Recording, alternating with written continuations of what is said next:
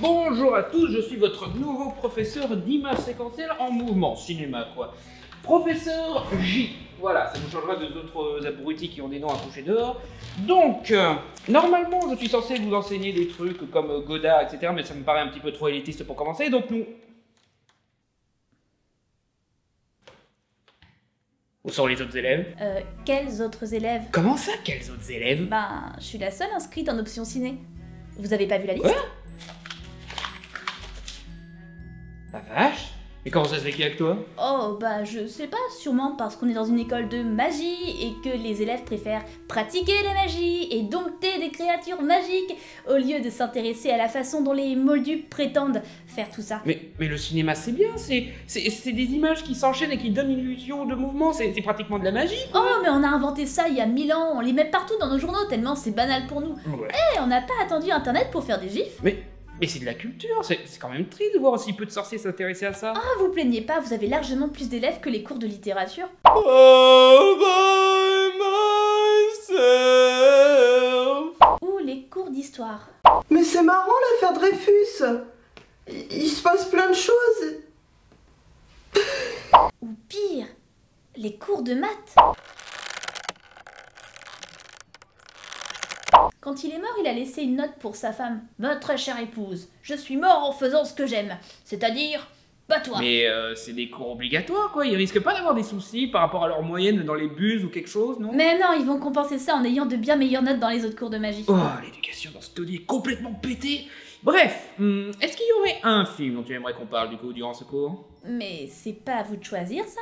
D'habitude, oui, mais je trouve ça plus intéressant de laisser les élèves choisir un film qui leur parle, plutôt que de leur imposer d'étudier des films élitistes qui ne leur parlent pas du tout. Pas con. Par contre, étant donné que je suis la seule élève d'une classe de cinéma dans une école de magie, bah, factuellement, il y a que 10 films qui m'intéressent. La saga Harry Potter, quoi. Bah ouais. Ah, bah tenez, on n'a qu'à parler des Animaux Fantastiques 2. J'ai vu des tas de gens en dire du mal et j'ai jamais vraiment compris pourquoi. T'as aimé le film? Ouais, c'était cool. Et je vais perdre mon seul élève à la fin de cette vidéo, c'est ça? Étonnant qu'on n'ait jamais parlé de la saga Harry Potter dans cette émission. Faut dire, j'avais déjà fait il y a longtemps une série de critiques sur les 8 films de la saga originale, que YouTube veut pas laisser passer, où tout ce que j'avais à contredire contre l'opinion populaire, c'était des trucs à base de respect du bouquin ou non, donc un petit peu long. Et depuis, à part Hermione Noire, que j'avais déjà traité vite fait, des censeurs chrétiens radicaux qui font interdire les Harry Potter à l'école de peur que ça attire les gosses dans la sorcellerie, que l'ermite a déjà traité dans ce côté. They're an enemy of God, and had it been in the Old Testament, Harry Potter would have been put to death. Put to death. Put to death. Et que j'ai plus ou moins traité le fait que les censeurs sont surtout de l'autre côté du spectre sociopolitique dans ma vidéo sur les SJW, et des anti-Johnny Depp qui voulaient pas de lui en Grindelwald parce que il battait sa femme. Histoire compliquée. Pas compliquée par rapport à la question est-ce qu'un acteur talentueux doit aller en tôle s'il commet un truc horrible? Parce que oui, un acteur talentueux devrait pas l'empêcher d'aller en tôle. Non, compliqué parce qu'on a eu pas mal de retournements de situation et apparemment ce serait carrément elle qui battait Johnny Depp, donc voilà quoi, compliqué. Professeur, excusez-moi, c'est cours de cinéma ou c'est cours de people là? Ah oui, en effet, pardon. Maintenant, le seul cas qui semble adapté pour un fermé là est les Animaux Fantastiques, les Crimes de Grindelwald, qui, sans partir dans l'exagération à la fanboy de Star Wars d'aller faire des pétitions, des remontages ou même harceler le casting, a eu des réactions assez négatives, qui n'est pas aidé par le ras-le-bol autour de J.K. Rowling, qui est devenue SJW à rendre tout le monde gay. Et comme vous avez défendu des épisodes ambitieux de licences populaires tels que Les Derniers Jedi ou Batman contre Superman, et que vous avez démontré les torts de ceux qui se plaignent des SJW, vous allez dire du bien du film? Non. Ah bon? Non, ouais, sur ce coup, je suis d'accord avec la majorité pour dire que le film est en effet raté. Pour être honnête, j'aime le film, mais pour des raisons assez superficielles au final, à savoir le spectacle, la musique, l'utilisation de la magie, l'esthétique et les personnages. Les mêmes raisons pour lesquelles j'aime la prélogie Star Wars en gros. Non mais c'est pas bientôt fini, non? Quoi? Qu'est-ce que tu fais là, toi? C'est qui celui-là? Sérieusement, tu peux faire ne serait-ce qu'un épisode sans tacler la prélogie Star Wars? Ah bah, je suis désolé, mais ils sont tellement similaires et la prélogie est un tel parfait exemple que je suis obligé de faire la comparaison. Oh, je t'en prie, je suis sûr qu'on peut trouver une autre licence à succès qui a une série de préquels faits par le même auteur qui voulait apporter des thématiques un peu plus profondes que d'habitude. Je suis sûr qu'on peut retrouver des tas d'autres exemples de ça.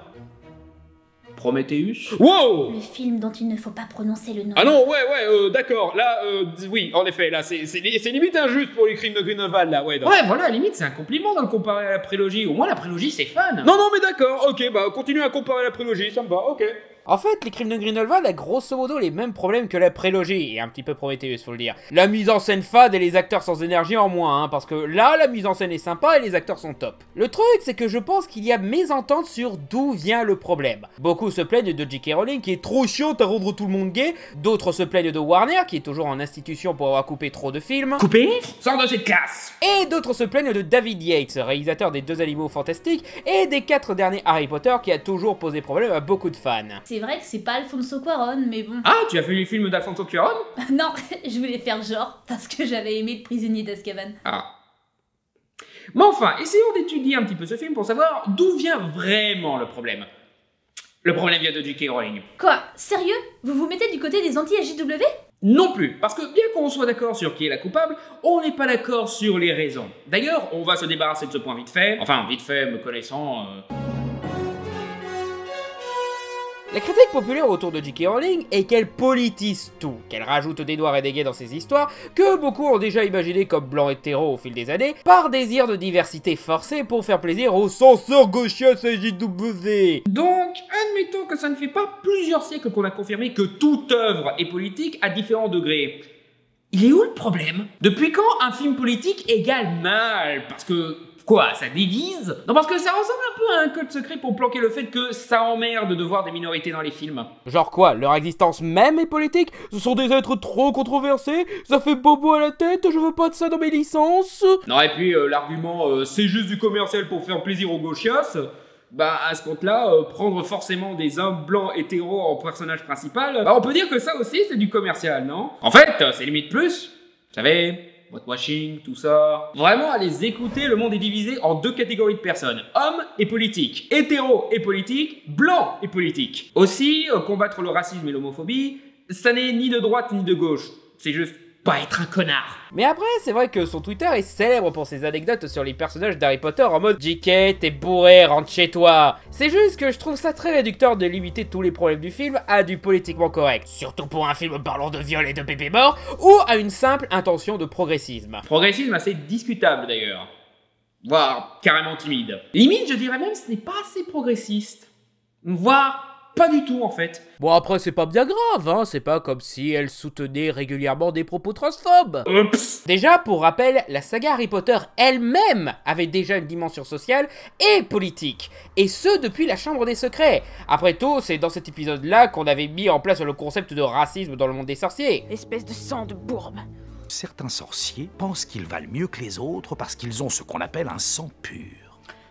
C'est horrible. Et même de ségrégation esclavagiste. C'est le signe de l'esclavage des elfes de maison. De politiciens corrompus. Plusieurs d'entre eux ont eu l'impression que vous jetteriez la malédiction sur leur famille s'ils refusaient de me suspendre de mes fonctions. Et même de sécurité des enfants qui devient trop radicale. Nous estimons, et j'en suis navré, que vous n'êtes plus à la hauteur. Avec toutes ces agressions, il ne restera bientôt plus d'enfants de Moldus à Poudlard. Élément toujours d'actualité, car encore aujourd'hui on cherche à virer des sorciers de nos écoles. C'était basique et déjà vu, ouais, mais tout de même intéressant, surtout pour un film qui se voulait pour enfants. Comme quoi la licence était adaptée à ce genre de message progressiste. Le problème, c'est que parler racisme dans la Chambre des Secrets alors que tu as principalement que des acteurs blancs et c'est les seules minorités, c'est 2 figurants donc tu captes à peine le nom, c'était la limite. Je veux dire, Dean Thomas a une mère moldue lui aussi. Pourquoi Voldy n'a pas cherché à le buter? Ça aurait collé avec les thématiques de voir les personnages typés concernés. Et pour Hermione, putain, peut-être qu'on aurait dû penser dès le début à en faire une fille noire pour que le message sur le racisme ne repose pas que sur des acteurs blancs. Oh bah tiens! En même temps, quand t'as un réalisateur tellement blanc qu'on a failli le perdre durant le tournage des scènes sous la neige, c'est un peu normal. Du coup, au cours des films et livres, J.K. en a profité pour rajouter plus de minorités. Genre un jeune garçon noir qui raconte l'histoire de malédiction dans la prisonnier d'Azkaban. Les sœurs jumelles indiennes qui servent d'alibi à Harry et Ron pour cacher qu'ils veulent vraiment se taper. Pour l'épisode censé parler du rapprochement entre les cultures, c'est quand même marrant de voir que ça reste principalement centré sur l'Europe. Puis dans l'ordre du Phénix, on a Kingsley putain les noms à coucher dehors, enfin Kingsley qui est cool. Et c'est tout. Après lui, on a que des figurants en fait. Oh, et ne parlons pas de Cho. Non.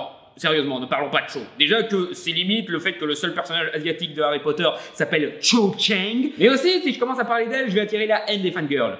Non, sérieusement, niveau échelle de haine, là vous avez Voldemort, là vous avez Dolores, et tout là-haut vous avez Cho. Mais même au-delà de ça, on a des thématiques purement politiques, surtout dans l'ère David Yates, que ce soit l'Ordre du Phénix avec ses élèves militants clandestins en mode The Wall de Pink Floyd, le Prince de Sang Mêlé qui insiste sur le besoin d'un endroit de sûreté dans un monde qui s'assombrit, et a même une thématique sur la paranoïa, ou les reliques de la mort, ou... T'as carrément des nazis. Non, sérieux, ils ont même les brassards rouges au bras, des procès pour déterminer les origines d'une personne, de la propagande fasciste et des rafles.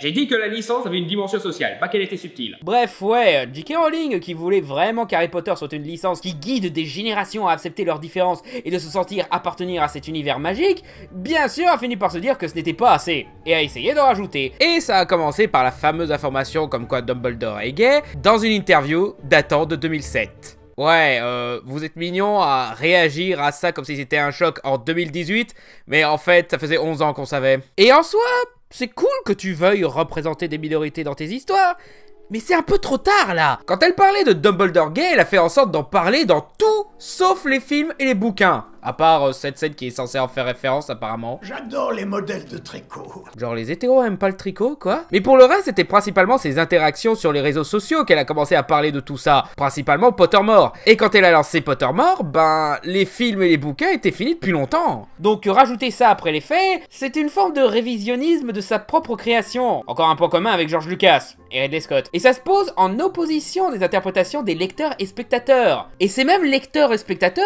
ne trouveront pas sur leur support favori cette représentation. Surtout quand tout ce que t'as c'est des tweets. Et à moins d'être aussi névrosé que les pro-Trump qui ont tenté de faire virer James Gunn, ils ne les trouveront pas. C'est justement là où en profiter dans des nouveaux films, ça peut avoir un intérêt. Donc cool, tu laisses suggérer un peu l'autisme de ton personnage principal, c'est cool. Tu as enfin l'occasion de rendre officielle l'homosexualité de Dumbledore. Ou pas. Grindelwald et vous étiez aussi proches que des frères. Nous étions plus proches que des frères. Sérieusement? Là, j'avoue, la sorcière et l'élève modèle que je suis m'oblige à garder mon calme. Même si la fan en moi est plutôt bouh! Bouh! Ça fait des années que tu insistes sur l'homosexualité de Dumbledore, tu as l'occasion parfaite pour la caser à une époque où les fictions populaires mettent des gays pour bien se mettre en avant, donc enlevant l'aspect osé ou risqué de cet élément, et t'es pas foutu d'aller plus loin que ça? Je veux dire, on demande pas à ce que tu nous montres la sextape Jude Law et Johnny Depp, mais on est plus dans les années 50 là. T'as mis une histoire de viol et 2 bébés morts dans ton truc, et les personnages gays c'est trop osé pour toi? Avant même que le film sorte, un dessin animé pour enfants a montré un mariage lesbien, French kiss compris. Et toi, t'es toujours au même niveau de Dumbledore qui aime le tricot dans Le Prince de Sang Mêlé. Je veux dire, ça me tue de l'admettre, mais La Belle et la Bête était mieux niveau représentation des gays. Ah, quand même, la honte. Quand même Disney est plus osé...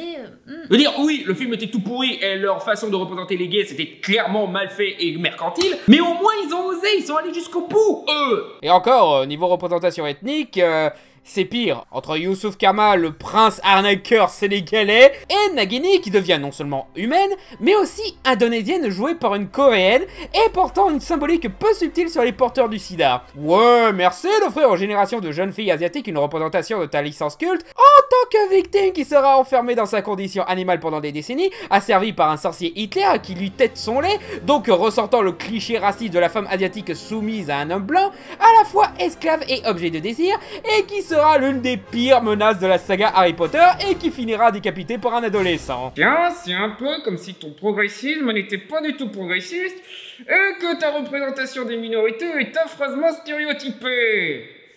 Pas de quoi te taper sur l'épaule.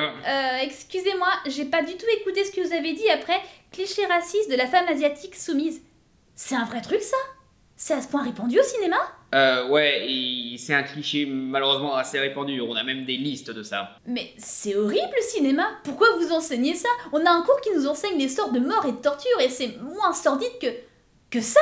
Mais bon, cette représentation ratée mise de côté, l'aspect politique apporte quelque chose d'intéressant. Le message de faire attention à ces manipulateurs pleins de belles promesses qui prétendent que ce ne sont pas eux les agresseurs, alors qu'ils titillent des personnes qui veulent faire le bien pour forcer à la violence, est parfait pour l'époque actuelle. Surtout avec les SJW qui sont utilisés comme excuse d'agir comme des salopards qui font avancer la discrimination. Ou encore le fait que Grindelwald est pratiquement Donald Trump.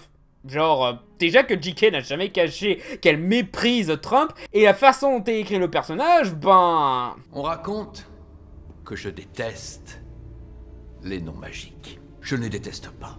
Ce n'est pas nous qui sommes violents. Encore combien de temps avant qu'ils ne retournent leurs armes contre nous?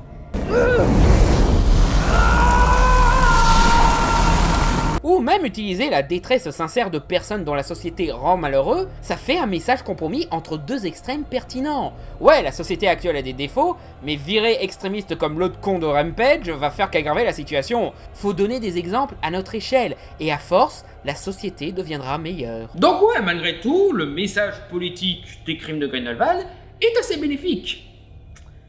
Ça ne rend pas le film bon.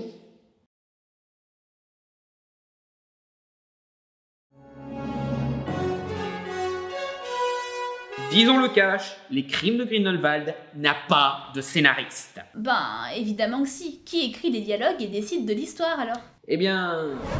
J.K. Rowling. Bah voilà, c'est elle la scénariste. Non, parce que J.K. Rowling est une autrice, pas une scénariste. Un scénario ne s'écrit pas comme un livre, ce sont deux formats totalement différents. D'où le fait que c'est inepte de vouloir des adaptations 100% fidèles de bouquins, surtout quand ça en fait de sacrés daubes. Donc reposer entièrement sur J.K. Rowling pour l'écriture du script, c'est une fausse bonne idée. Si les Harry Potter ont réussi à être d'aussi bons films, ce n'est pas seulement grâce aux bonnes histoires de J.K. Rowling, ou la superbe réalisation de mecs talentueux, mais parce qu'on avait un scénariste qui transpose l'histoire des livres pour le grand écran, à savoir Steve Kloves, scénariste de tous les Harry Potter, sauf l'Ordre du Phénix qui lui était scénarisé par Michael Goldenberg. Et justement, grâce à eux, l'histoire des bouquins a pu être triée pour retenir que l'essentiel, ou faire des modifs pour que les codes cinématographiques puissent être appliqués. L'enchaînement de dialogues, les indications visuelles, les instructions pour les acteurs, en termes de structure et de méthode, un script ne fonctionne pas comme un roman. Donc forcément, quand J.K. Rowling devient la seule scénariste d'un film, eh ben on perd des filtres un petit peu importants. Bah, dans le premier Animaux Fantastiques, ça passait, non? Oui et non. On a quelques défauts qui sont loin d'être au même niveau que les crimes de Grindelwald, mais quand même annonciateurs des soucis à venir. Genre, à quoi servait le passage au bar des elfes et la capture du Okami? Tu pouvais couper direct au moment où Queenie parle à Norbert de l'état Lestrange, ça aurait rendu le film moins épisodique. Et les crimes de Grindelwald est pire niveau tard d'écriture de romancier, voire de J.K. Rowling directement. Déjà, il est trop verbeux. Les Harry Potter ont toujours été verbeux, ouais, mais au moins ils ne reposaient pas trop sur l'exposition basique et avaient une bonne excuse pour expliquer l'univers et ses enjeux politiques, à savoir qu'Harry n'était pas au courant du fonctionnement du monde des sorciers. Pareil pour Jacob dans les Animaux Fantastiques, qui servait de témoin et d'excuse pour expliquer l'univers, même si le film comptait pas mal sur le fait qu'on a vu les Harry Potter. Mais les crimes de Grindelwald se concentrent sur des personnages qui sont censés être au courant. Les mondes des sorciers et des non-sorciers vivent en paix depuis plus d'un siècle. Oui, je sais, merci. Grindelwald veut voir cette paix réduite à néant. Et pour certains membres de notre communauté, son message est fort séduisant, c'est un fait. Je lis la Gazette des sorciers, moi aussi, merci. Beaucoup de sang pur croient qu'ils ont acquis dès la naissance le droit de gouverner non seulement notre monde, mais aussi le monde non magique. Vous allez vraiment m'expliquer le monde dans lequel j'ai vécu toute ma vie, en fait, c'est ça? Ils considèrent Grindelwald comme leur héros. C'est juste moi? Ça vous ennuie pas, vous aussi? Si, mais bon, c'est le ministre de l'histoire magique, donc il sert un peu à rien dans nos réunions, donc il essaye de justifier son existence. Vous ai-je expliqué que la Terre était une masse informe avant de devenir progressivement notre planète? Et tout le film est rempli de ça. Au lieu de laisser une scène respirer et véhiculer une info visuellement... Parce qu'un film se voit avec les yeux. Donc il faut comprendre en regardant, pas en écoutant. Ah bah dis donc, c'est pas trop tôt, enfin une leçon de cinéma dans ce cours de cinéma. Eh ben, Rowling explique tout textuellement, tout retranscrire dans le dialogue et rien d'autre, d'où le côté trop verbeux. Car encore une fois, ce n'est pas écrit par un scénariste, mais par une romancière. Un romancier peut être un bon scénariste, oui, mais clairement pas J.K. Le pire exemple d'écriture que tout le monde a critiqué à juste titre est bien sûr la scène de la crypte, où on passe en mode soap opéra avec des gens qui se balancent leurs secrets de famille dans la gueule avec twist et tout, manque plus que les bruits de tonnerre quand on découvre que l'État a tué son demi-frère. Mais là où ça devient intéressant, c'est que ce genre de scène très littéraire où tous les personnages se balancent leurs secrets, c'est un cliché qu'on peut remonter au Agatha Christie, mais surtout c'est un cliché qu'on trouvait déjà dans les Harry Potter. la confrontation face à Quirrell dans l'école des sorciers, la révélation de Tom Jedusor dans la chambre des secrets, l'affrontement avec Sirius Black dans le prisonnier d'Azkaban, le retour de Voldemort et la révélation de Barty Croughton Jr. dans la coupe de feu, Drago qui s'apprête à tuer Dumbledore dans le prince en mêlée, même le final des reliques de la mort dans le bouquin, Harry ne vainc pas Voldemort lors d'un duel épique. Il l'humilie en public avec un discours expliquant comment il a pu survivre et comment il a utilisé le sort de sa mère pour protéger ses amis, avant que Voldemort en essaye une dernière fois, jetant un sort qui rebondit sur lui et se tue. Donc c'est pratiquement un cliché dans l'univers d'Harry Potter, les scènes comme ça. Donc pourquoi dans Harry Potter ça passe, mais que là c'est chiant? Plusieurs raisons. Déjà, parce qu'encore une fois, les autres films avaient un scénariste. Du coup, ils ont pu reprendre ce que ces scènes devaient clarifier, tout en faisant un discours qui colle au mieux au format cinématographique. On raccourcit les dialogues, on garde l'essentiel, on varie entre les actions et le texte, on change certaines scènes descriptives par un plan caméra, etc. Ensuite, l'acting.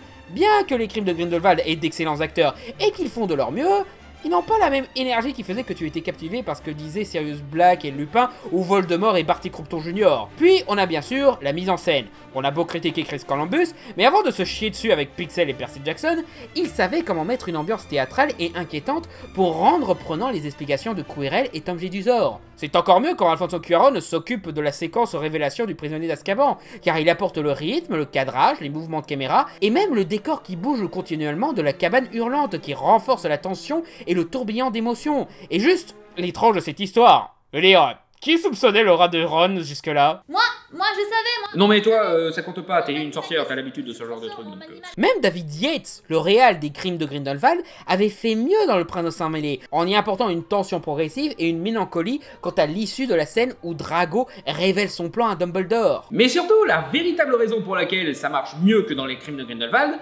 on en a quelque chose à foutre. Les révélations de Leta et Youssouf n'ont aucun rapport avec l'histoire principale. Ce sont des personnages presque tertiaires. On ne savait pratiquement rien de Youssouf, et Leta n'avait qu'une scène flashback pour nous investir en son histoire. Bonne scène, mais pas assez pour vraiment être fasciné par son histoire. Dans les autres films, on élucidait le mystère principal de l'histoire. Qui est derrière tous les événements qui sont arrivés à Poudlard? Qui a ouvert la chambre des secrets? Qu'a vraiment fait Sirius Black? Pourquoi le nom d'Harry était dans la coupe de feu et qui l'y a mis? Et comme c'était le mystère principal qui a guidé l'histoire du film, forcément on a envie de savoir tout ça. Là où la vendetta familiale d'un figurant et le remords d'un personnage qui fait que 20 minutes de film, aucun qui ne concerne les personnages principaux, Grindelwald ou même Croyance, alors que tout le monde est là pour lui. J'en ai rien à foutre. Non et puis...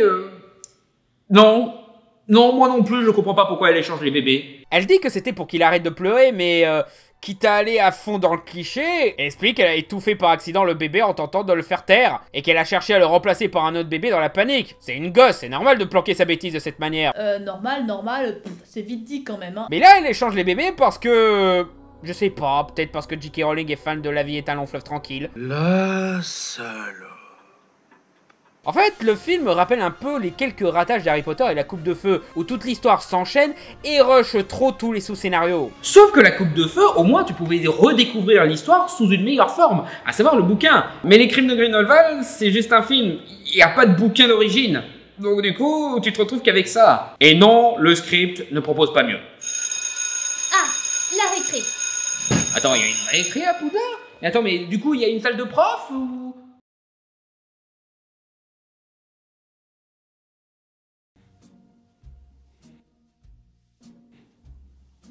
T'en es toujours là après toutes ces années. Évidemment que je t'en veux toujours. Écoute, je vais te l'expliquer une centaine de fois. Tu es fait pour Poufsouffle. T'es gentil, t'as de la morale. Et je devrais pas le féliciter pour ça, la gentillesse, tout ça, machin, ça devrait être la base pour tout le monde. Moi, par contre, la connaissance, c'est un truc que je voulais bien travailler. C'est justement pour ça que je voulais aller à Serdaigle. Ce sont que des snobs. Crois-moi, Poufsouffle, c'était mieux pour toi. Non, je voulais Serdaigle, je voulais pas être conforté à ce que je connais déjà. Non, et puis le petit Potter, là, il te disait qu'il voulait pas aller à Serpentard, lui, par contre, tu l'écoutes, hein. Oh, ça lui aurait pas fait de mal, Gryffondor, mais toi, Serdaigle... Ouais, bah toi, t'aurais mieux fait d'être un béret. Maintenant, excuse-moi, j'ai un cours qui m'attend. En vérité, descendant, c'est pas connard. Ta mère, le chapeau de forme. Mon oncle a fini béret. Ton couteau dans la plaie, là.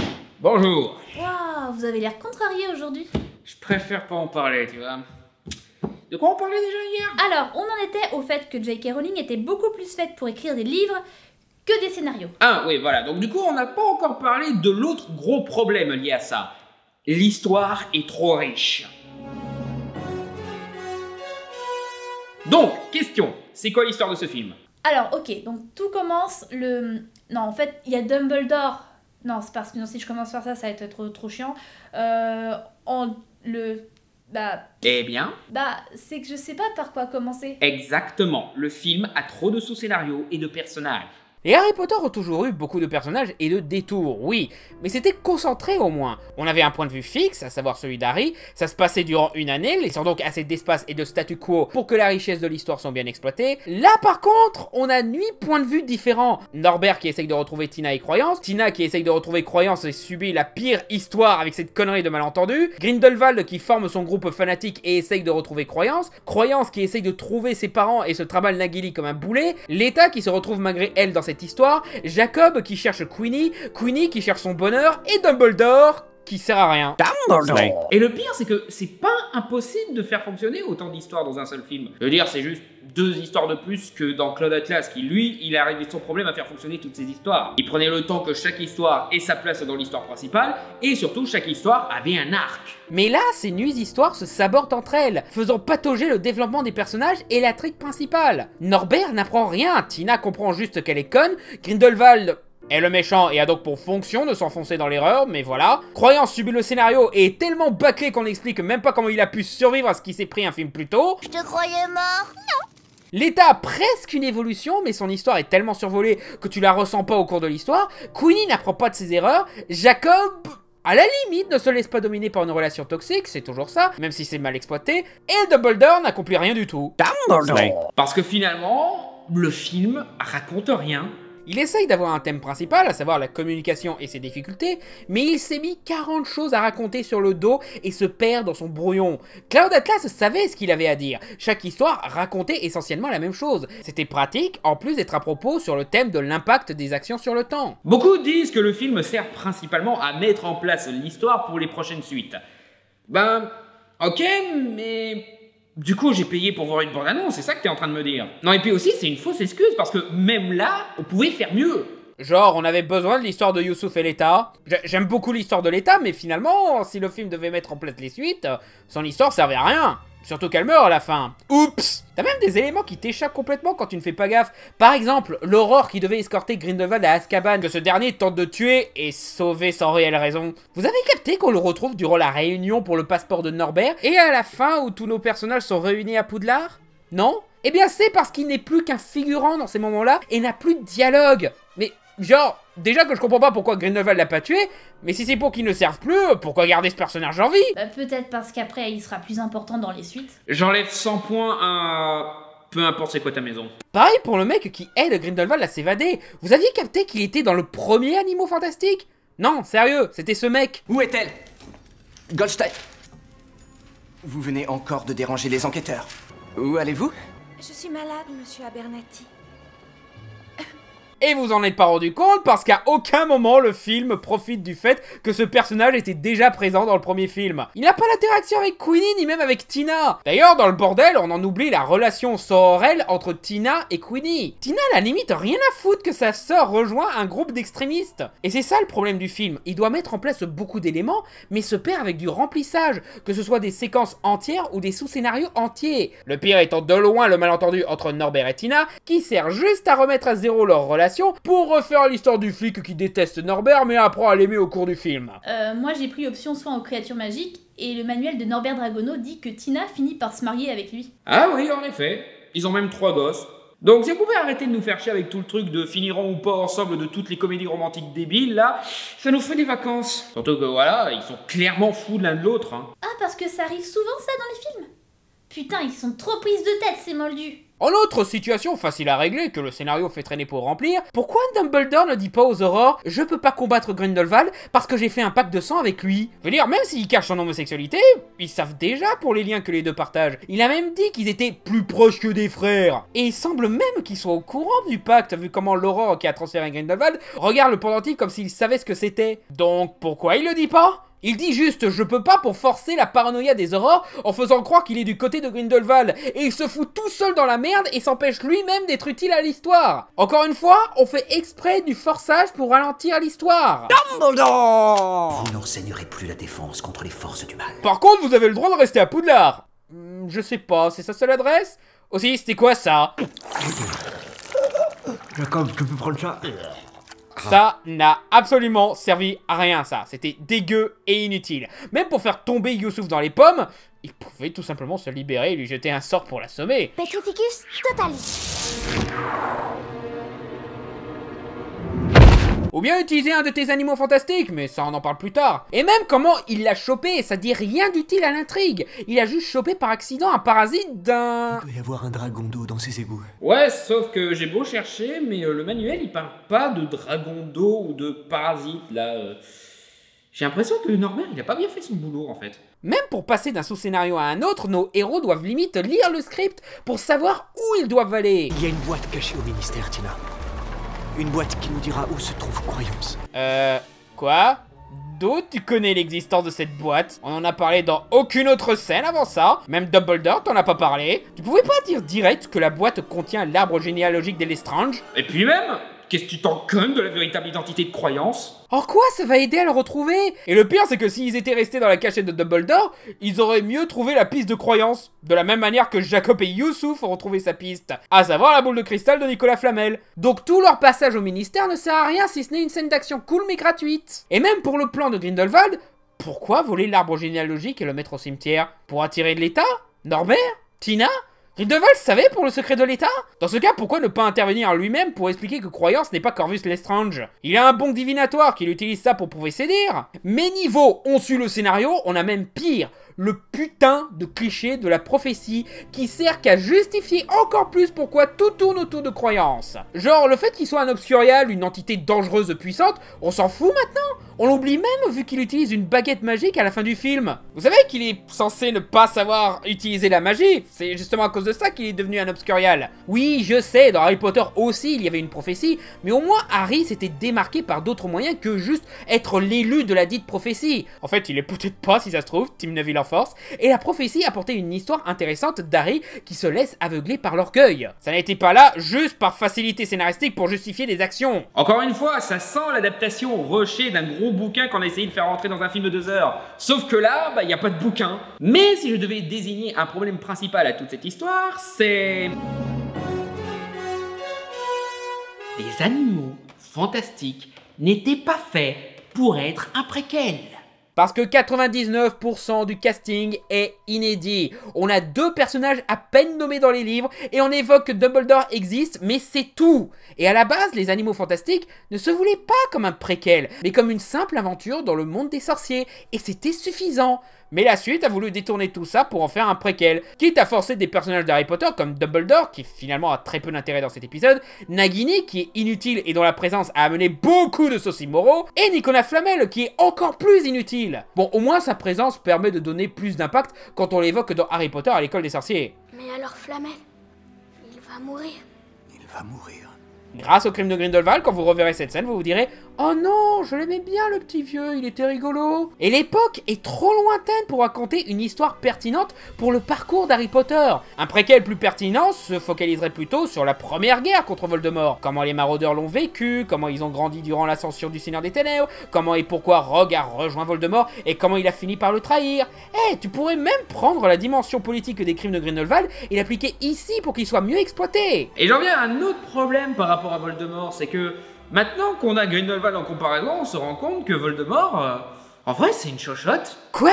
D'où que je suis une chochotte? Bah déjà, tu t'es fait battre par un bébé. Oh oui, genre t'as jamais eu de souci à tuer un bébé? Non, justement. J'en tue un dans le film. Ouais, mais non, c'est ta femme de main qui l'a tué. Donc t'es plus incompétent que ma servante. C'est vrai que ça te rend pas du tout moins faible. Mais je suis le Seigneur des Ténèbres. Les gens craignent mon nom. Très con, mon petit. Parce que c'est plus efficace de te faire aimer et d'apporter une idéologie aux gens. Comme ça, tu n'as pas des laquais qui te suivent uniquement par peur ou par intérêt égoïste. Et ils t'abandonneront pas quand t'auras besoin d'eux. Non, ils meurent pour la cause que je leur ai créée. Ils ne m'abandonneront pas si facilement. Ils sont dévoués car ils pensent être les gentils de l'histoire. Et même tes adversaires se retrouvent bloqués par l'ambiguïté morale, car ils ne savent pas eux-mêmes si t'as tort ou raison. Je suis le sorcier le plus puissant du monde! Ah, t'as maîtrisé la baguette de Suro? Parce que moi, oui. C'est une autre des nombreuses raisons pour laquelle toute la dimension politique de ce film aurait dû revenir à un film sur les origines de Voldemort. D'ailleurs, J.K. Rowling a créé cet univers à elle toute seule. Elle a trouvé des histoires pour tous les personnages, a expliqué les règles de tous les sorts et tous les éléments magiques de cet univers, déterminé des contextes et tout. Et pourtant, dans ce film, qui est entièrement de sa personne, hein, elle a écrit, produit et tout, donc elle contrôle le film, et ben c'est bourré d'incohérence avec le reste de l'univers Harry Potter. Beaucoup ont critiqué la présence de McGonagall par exemple, qui, dans le canon des bouquins, est née en 1935, et qui donc ne devrait pas être professeur de Poudlard en 1927. Encore moins entre 1908 et 1913, période de scolarité de Norbert et Leta, où elle était déjà prof. Mais bon, on peut imaginer que ce n'est pas la même McGonagall, ça peut être la mère, la tante ou autre de Minerva, celle qu'on connaît dans Harry Potter. Mais non, une scène supprimée confirme que c'est elle. Sorry, Minerva, a lot of marking. Ça a même été confirmé par le texte du film sorti en bouquin où c'est écrit McGonagall jeune. À moins qu'elle ait utilisé le retourneur de temps pour retourner à cette époque. Tu te fous de ma gueule? Oui. Moins 10 points. Hey! Mais bon, c'est une adaptation, c'est pas bien grave qu'on change la date de naissance d'un personnage secondaire. Sauf que celle qui a officialisé la date de naissance de Minerva, c'est J.K. Rowling, et qu'elle a toujours tenu à garder la cohérence de son univers, d'où la présence de tous ces personnages fanservice. Du coup, c'est se tirer une balle dans le pied ce qu'elle fait là. En autre truc qui a fait du bruit, évidemment, Nagini. Les fans étaient vraiment pas contents, surtout à cause de deux choses. Déjà, les serpents en Asie ne sont pas vus de base comme des êtres maléfiques. Donc montrer que Nagini en est clairement un quand on sait ce qu'elle devient, c'est con. En plus d'aller à l'encontre de la morale des animaux fantastiques de « aucun être n'est vraiment maléfique ». Mais en plus, l'étymologie de Nagini vient de Naga, qui est une sorte d'hybride humain-serpent dans un mythe indonésien, ce que JK a expliqué elle-même sur Twitter. Et les fans ont critiqué le fait que l'actrice, Claudia Kim, est coréenne, pas indonésienne. Mélanger les ethnies asiatiques, encore une fois très progressiste, JK. À la base, ça devait être une indonésienne dans le rôle, mais elle a été remplacée car elle était enceinte. Et Internet refuse de me dire le nom de l'actrice, donc... chier. Et encore, je parle pas du fait que le sort Accio ne marche pas sur des êtres vivants, mais ça n'empêche pas Norbert de l'utiliser sur son nifleur, que c'est complètement con de transporter Grindelwald en carriole tirée par des sombrales, déjà parce que ces créatures sont pas censées être connues du monde des sorciers, même Hermione ignore leur existence vu qu'ils sont invisibles. Pourquoi les autres ne les voient pas? Seuls les gens qui ont vu la mort peuvent les voir. Sauf le ministère de la magie américaine apparemment, oups. Hey, ils sont même pas dans le manuel des animaux fantastiques, donc même Norbert sait pas qu'ils existent en fait. Bah après je vois mal le manuel expliquer pour trouver un sombra, il faut faire tuer un être cher devant vos yeux. C'est pas crédible une seule seconde. Mais le gros truc con à propos de ça, c'est que le transplanage existe. Transplaner vers une autre prison. Et pourquoi plus personne ne porte de costume fantaisiste? Tout le monde est en costard et tout. Qu'est-il arrivé aux grandes capes, aux tenues de magicien, aux chapeaux pointus? Pourquoi personne n'a ce genre de costume dans ce film? Et qu'est-ce qu'on s'en fout des origines de Nagini? Et pourquoi des gens payent pour voir une femme se changer en serpent, sachant que la métamorphose est, certes rare, mais assez répandue pour qu'il y ait un cours à Poudlard consacré à ça? Il y a vraiment besoin d'aller dans un cirque underground pour voir ça? Aussi, c'est moi ou le sort de serment inviolable? C'est le sort le plus inutile de l'histoire des sorciers. Déjà que le serment de Rogue, pas trop compris l'intérêt de cet élément, mais là, Youssouf a fait le serment de tuer quelqu'un qui était déjà mort. Donc le serment n'a servi à rien là. Et il souffre d'aucune conséquence de pas avoir tué lui-même sa cible, et n'est pas libéré non plus du serment. Ça sert à rien en fait ce sort. D'habitude je m'en fous de ce genre de truc, mais là c'est la même personne qui met en place ces règles et informations. C'est le même problème qu'avec George Lucas, malgré le fait que c'est elle qui a créé cet univers et mis en place toutes ces règles, ça ne l'empêche pas de les oublier et de tricher avec ces mêmes règles qu'elle a mis en place. Et non, je ne parlerai pas de la révélation du frère de Dumbledore, car c'est justement une histoire qu'il pouvait rajouter dans un préquel. Le seul problème, c'est que je ne vois pas ce que ça va apporter à la saga en général, à part une histoire de remplissage pour ce préquel bordélique. Putain, on est au niveau Gotham du préquel Osef quand même. Mais l'erreur fatale, celle vraiment qui a tué le film, c'est le fait que, à force de se concentrer sur les origines de l'univers d'Harry Potter, on a oublié le sujet principal de cette série de films.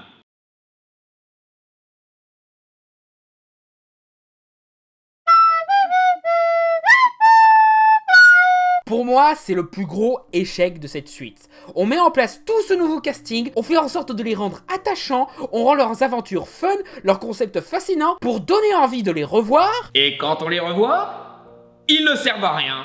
Non, sérieusement, vous pouvez vérifier, mais ils n'ont aucun impact sur le scénario. Norbert ne fait qu'être témoin et piquer un pacte de sang. Tina est complètement inutile et sert juste à détourner encore plus Norbert du scénario. Queenie a un chemin intéressant, mais n'impacte pas le déroulement de l'histoire non plus. Croyance, le personnage sur qui tout repose, il fait que subir et apporter des histoires inutiles qui ne vont nulle part. Même Jacob, qui était mon personnage préféré, que je trouvais triste de le voir oubliété dans le premier film, et que j'étais plutôt content de savoir qu'il allait revenir, bien que j'ai continué à apprécier ses interactions, relation avec Norbert, à quoi il sert? Déjà que l'explication sur pourquoi l'oubliette n'a pas marché sur lui est discutable. Rappelle-toi ce que t'as dit.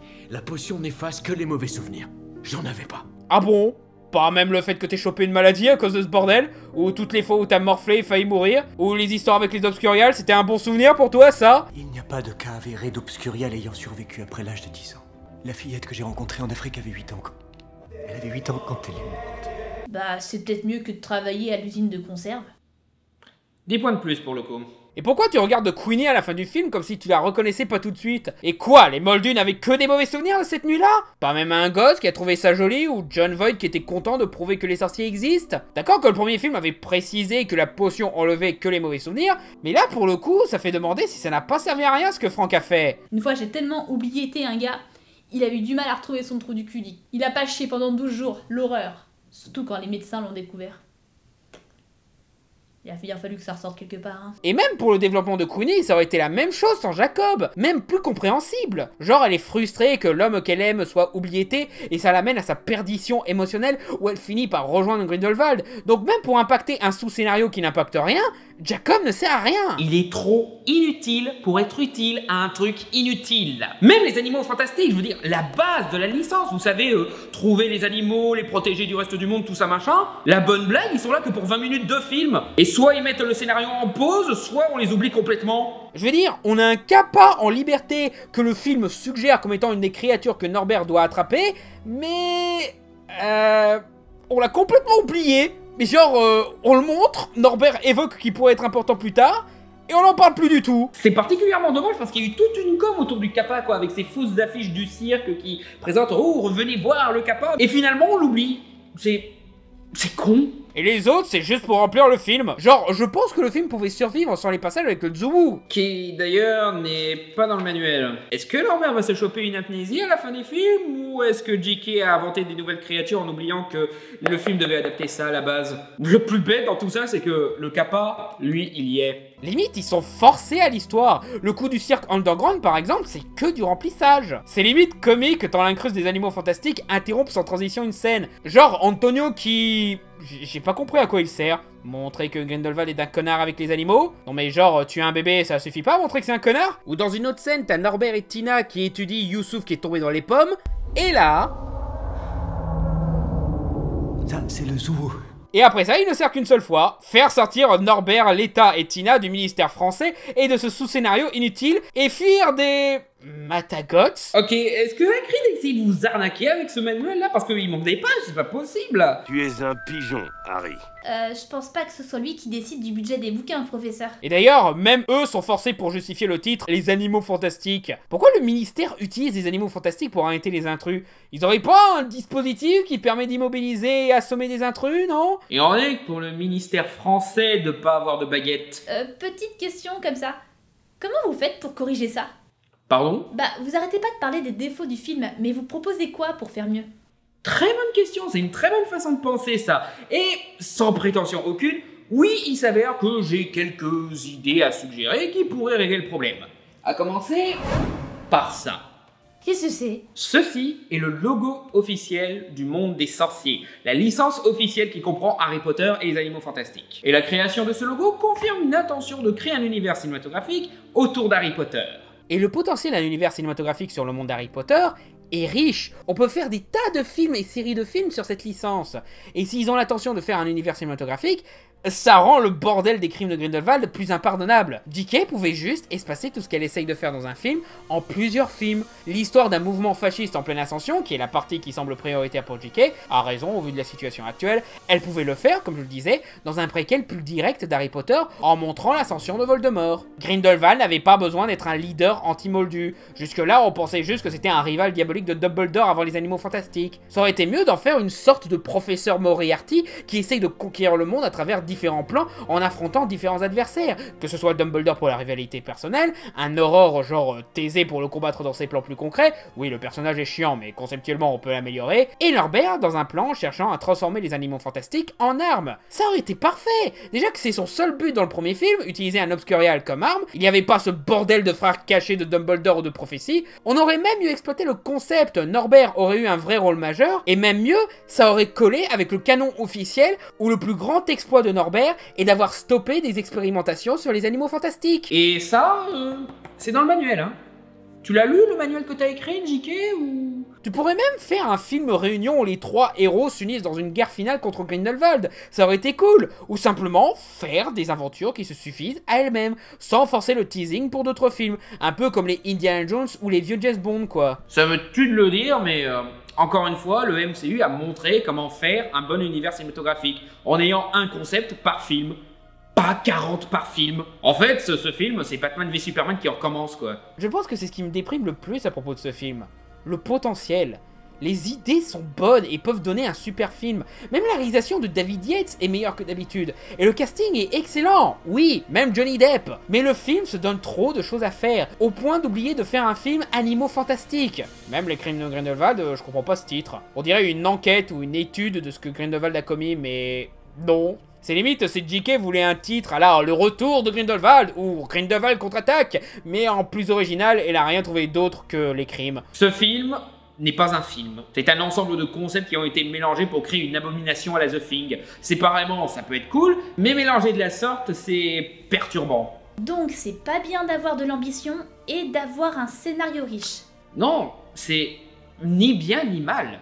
Un film simple peut être bien meilleur qu'un film complexe malgré ce qu'on croit. La formule magique, ce n'est pas de remplir un rapport à scénario, c'est de bien raconter une histoire avant tout. Bien réfléchir à comment bien exploiter ton concept au lieu de te contenter du simple concept. Comme expliqué, J.K. Rowling a fait sa George Lucas. Elle a créé un univers, a fini son histoire et se retrouve maintenant à la tête d'un empire commercial qu'elle doit gérer avec de nouveaux produits et donc de nouvelles histoires. Sauf que J.K. a encore le potentiel de faire des bons trucs, là où Lucas avait vraiment perdu tout son talent avant de faire la prélogie. Il suffit juste qu'on lui ramène les filtres qui l'aidaient tant à l'époque d'Harry Potter. Fais juste des livres et laisse les cinéastes faire ce qui leur semble nécessaire pour rendre l'histoire adaptée en film. Ou améliore-toi dans l'écriture de script, apprends de tes erreurs, ne te force pas à mettre toutes tes idées dans le même panier. Tu as annoncé 5 films, mais si c'est pour être aussi rushé, faut pas hésiter à faire un 6e ou 7e film si nécessaire. C'est Harry Potter quoi, je pense que ça se maintiendra encore longtemps. Mais bon, j'en demande peut-être trop à celle qui a approuvé Harry Potter et l'Enfant Maudit, dont on parle de plus en plus d'une adaptation en film.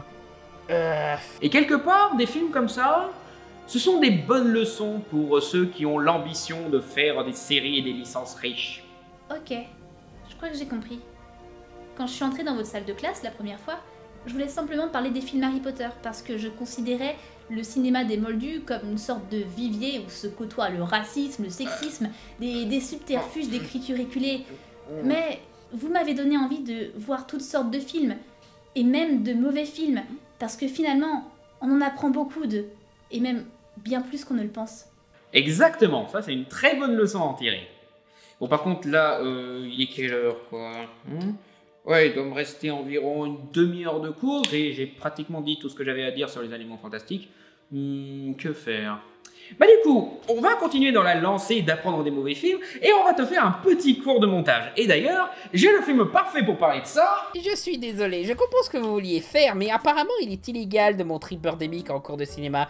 Et donc je n'ai pas d'autre choix que de vous renvoyer. Mais je suis sûr que je peux régler cette situation avec Albus, je peux aller lui parler. Il est mort.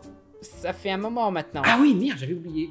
Bon, de toute façon, tant pis, hein, j'avais qu'un seul élève dans ce cours, et j'ai encore du boulot au bureau, donc... mais c'était une expérience intéressante. Tu vois, un CRDaigle n'aurait jamais fait un cours sur Birdemic. Qui t'a plu revenir à Poudlard? Ah ben Merci à tous d'avoir regardé cette vidéo. J'en profite pour remercier tous ceux qui ont participé à l'élaboration de cette vidéo, un peu plus ambitieuse que d'habitude, comme vous avez pu le remarquer. Tout d'abord, je remercie l'écomusée des écoles publiques de Lille pour m'avoir permis d'aller tourner là-bas. C'était un décor parfait pour cet épisode et j'aurais aimé avoir plus d'idées pour mieux en profiter. Mais bon, n'hésitez pas à y faire une petite visite. Je remercie aussi ceux qui m'ont aidé à l'écriture de cet épisode, Hermite Moderne comme toujours, mais aussi Nini93 qui tient une chaîne YouTube consacrée à l'univers Harry Potter, qui fut bien sûr d'une grande aide par rapport au bouquin et l'univers des animaux fantastiques. Et bien sûr, je remercie ceux qui ont joué dans cette vidéo, à savoir Caral. Oui, la récré. 1, 2, 3 lunatiques d'Epic Pixel Battle. Ta mère, le chapeau de forme. Anthony Pazzona. Et et Cinémaniac. Mais enfin, c'est marrant l'affaire Dreyfus. Abonnez-vous à leur chaîne, ils font un travail très cool. Et si vous aimez ce que moi je fais et que vous voulez me soutenir, n'hésitez pas à vous abonner, liker, me suivre sur les réseaux sociaux ou me soutenir financièrement via Tipeee et Utip avec des contreparties comme des badges et des t-shirts. Sur Utip, vous pouvez même me soutenir sans dépenser d'argent, vous avez juste à regarder une pub et boum, soutenu. Et pour les fans belges, je vous donne rendez-vous le 26 octobre à la rencontre des abonnés à Bruxelles. J'y serai avec des confrères comme Az l'épouvantail, Alt 236, Drawer, Laura Féjor, Occulture, Le Coin du Bis, Réservoir Vlog et bien d'autres. Les liens de tout ça sont dans la description et moi je vous dis à bientôt tout le monde sur Fermez-la.